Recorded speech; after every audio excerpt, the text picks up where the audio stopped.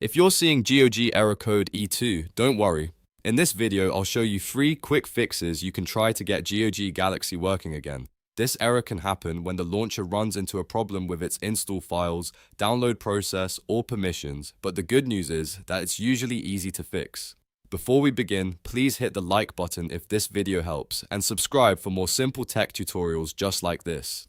Alright, let's jump right in. First, we'll try the most common fix, which is renaming the Dependencies folder. To do this, open File Explorer and go to your GOG Galaxy installation directory.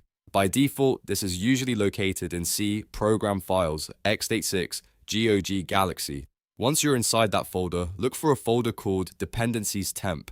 This folder is often the cause of the error. Right-click it and rename it to Dependencies. If Windows asks whether you want to merge it with an existing folder, click Yes or Merge to continue. After that, close File Explorer and restart GOG Galaxy. Open the launcher again and see if the error code E2 is gone. If that doesn't solve it, move on to the second method, which is using the offline installer from your GOG account. First, log into your GOG account in your web browser. Then go to your library and find the game that is giving you the error. On the game page, look for the option that says Download Offline Backup Game Installers. Click that and download all of the setup files to your computer. Once the files finish downloading, go to your Downloads folder and run the installer manually. This bypasses the launcher's download process and can fix issues caused by corrupted or incomplete files. Now for the third fix, which is very simple but often works, especially if GOG Galaxy doesn't have the right permissions. Right-click the GOG Galaxy shortcut on your desktop or in your start menu and choose Run as Administrator.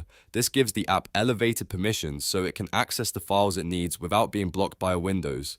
If the launcher opens normally after this, then permissions were likely the problem. You can also use this method anytime you notice the launcher failing to start or update properly. If one of these methods fix GOG error code E2 for you, that's great.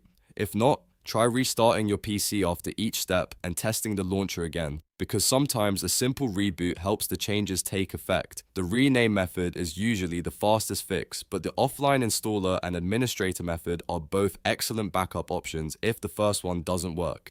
And if you want more quick fixes like this, make sure you subscribe so you don't miss the next tutorial. Thanks for watching, and I'll see you in the next one.